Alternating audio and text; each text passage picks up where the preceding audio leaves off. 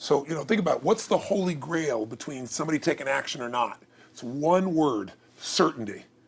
When somebody is absolutely certain, the common word is believe, right? But you can believe at a general level, or you can believe with certain. When you're absolutely certain that if I do this, it's going to get that result, and that result's going to change my life, you'll do it. When you think it absolutely is not going to work, you're never going to do it. The middle no man's land of maybe it'll work, maybe it won't, that's the piece that kills people, right? So if it's a must for you, you got to make it work, right? In our case, right? That's an example. If it's not a must for you and you're not sure, you don't know what to do. So years ago, I'd look around and say, okay, how do people get themselves to follow through that haven't been following through? What's the difference? And I started interviewing hundreds of people, literally, and eventually thousands, because I had thousands of my events. So I'd ask the group to give me their feedback. And I came up with this model. It's like the holy grail of belief, or the holy grail of momentum. It's like the difference between what makes the rich get richer and the poor get poor, right? And the difference we all know is mindset, but like, how's that built? So this is what I did. I created stupid little 4 little boxes, and I'll scribble it here for you. You think about the first thing that determines whether you can do something or not, and I put that in this first box at the top here on the left side, and it's potential. Like, what's the potential of a human being? Like, when you guys started, you proved something no one had done in history. You ran the 4-minute mile, right? For golly knows how many centuries, they're trying to run a 4-minute mile. Roger Bannister does it. How did he do it? Do you remember? You did it in this industry, right? You made $1 million in a day. No one had ever done that in history, right? After you did it, a bunch of other guys are doing it because it became possible. Roger Bannister didn't just go physically practice. He made a shift in his head. He practiced in his head because he could never achieve it physically, so he had to change in his head first so that the result became certain enough, he believed it, and then his body got him through. After Roger Bannister ran that 4-minute mile, within 2 years, 37 people ran a 4-minute mile. Wow. When no one in history had ever done it. Now here's how it works. The potential for anybody getting your product is extraordinary. They could do what you've done as much, more or less. They can do whatever they want to do. The potential's there. The market's proven that. Whether or not they tap into that potential has a lot to do with what action they take, which is the question you came to me with, right? Like, God, they all have potential, but they're not taking action. And we all know that the action they take is going to determine the results they get. That's pretty obvious. So most people have a belief about what their real potential is no matter what you tell them. And that affects how much action they take. And of course that affects the result. And then ironically, that result reinforces their belief. And then that belief affects it. So I'll give you an example. Let's say a person has unlimited potential, we all agree. But they take little action, little results. Why? Because they have to start with a problem with their belief. They don't believe it's really going to happen for me. Maybe for Frank Kearns because he's got the cool hair and stuff, or maybe it's for you because you're so driven, but it's not me. Maybe Tony Robbins because he's a freak, got these big teeth. Whatever their thought process is, right? They got this thing, right? But what happens is, if you believe that there's very little potential, how much action are you going to take?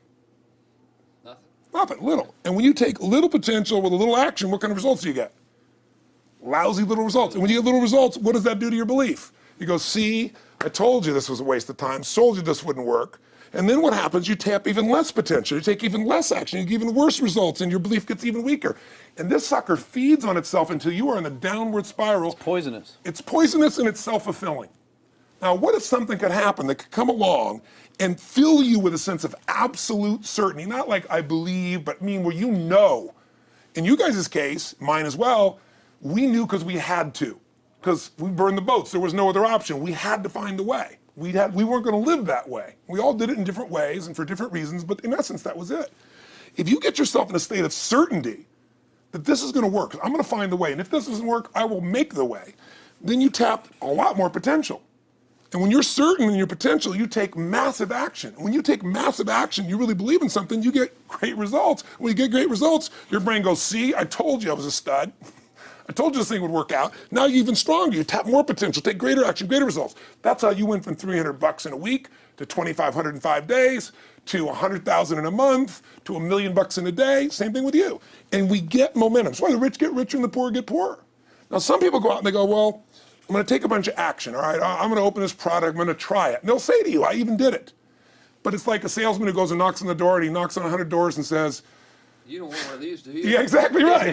And even if he doesn't say it verbally, his face says it because he doesn't believe it's going to work. So his voice, his body, the execution is so weak. Maybe if he talks to 100 people, somebody's going to buy out of pity. They don't want his kids to starve, right? But he's not going to get the result. So the core difference in people is how do you produce certainty when the world isn't giving it to you? You go out and you try, in your case, you're 100,000 in debt, and nothing's working. How do you keep yourself going? The way you did it, the way I did it, the way you're doing it, we may not have done it consciously, is we didn't change our potential, that was there. And it wasn't even taking more action. Taking more action with a belief it's not gonna work, it's not gonna change anything. We got results in our head that made us feel certain as if it had already happened. True or false for you? True. Right? So give me an example so people know I'm not just making this crap up. Well, I mean, just like when I had nothing, I already knew I was driving like Ferraris and Porsches and stuff because I always wanted those cars. I already knew I was going to have them. It was inevitable. Right. I inevitably, that was just my inevitable outcome. But how did you do that? Did you have a ritual? Did you think about it regularly? Was it one time you thought about it, or was it something you had an obsession towards? I had an obsession towards it. I mean, I used to work at a video store, which was the last job I ever had in my life. Thank God. And I used to go to work almost every day, and I used to bring 2 magazines with me to read on my breaks. Entrepreneur magazine, just to read about business and everything else, to read about what other people are doing, look for role models. And I used to carry an Auto Trader with me. And I used to look at Porsches that were for sale. Yeah. And people always used to ask me, what are you doing with that Auto Trader magazine? I'm like, well, I'm just picking out the Porsche that I'm going to buy. Right. Which probably got you a lot of crap. I did. People made fun of me. Sure. I actually had a boss at that job tell me, you really shouldn't do that to yourself, John, because it's very, very likely that is never going to happen. That it's very likely that you're never going to have that car. Yeah. That's the kind of belief he was trying to put in my head. And I was like, no, you don't realize that it's inevitable that I will drive here sometime in the near future with that car when I'm not working for you and drop movies off for you to put back on the shelf. And that actually happened. And it was one of the most fulfilling days of my entire life. And the great thing was when I pulled up in this car, I was in my mid-20s. Yeah. A car that most mid-20s. What kind of car was it? It was a Porsche 911 Turbo. It was a convertible and everything. It was a beautiful car. It was one I always dreamed of having. But for a few years I always circled the ads of which ones I was going to buy. Well, when I finally got it and I pulled up at the store, I had all these people. Some people that were still working at this $7 an hour job were there years after I left.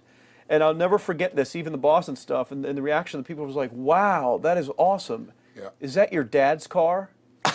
And all I said to them was, not exactly. Good for you. And I just smiled and just left. But it was, it's the weirdest thing, but I just knew it was going to happen. But you knew it because I conditioned myself to you did it to over and know over it was- again. yeah.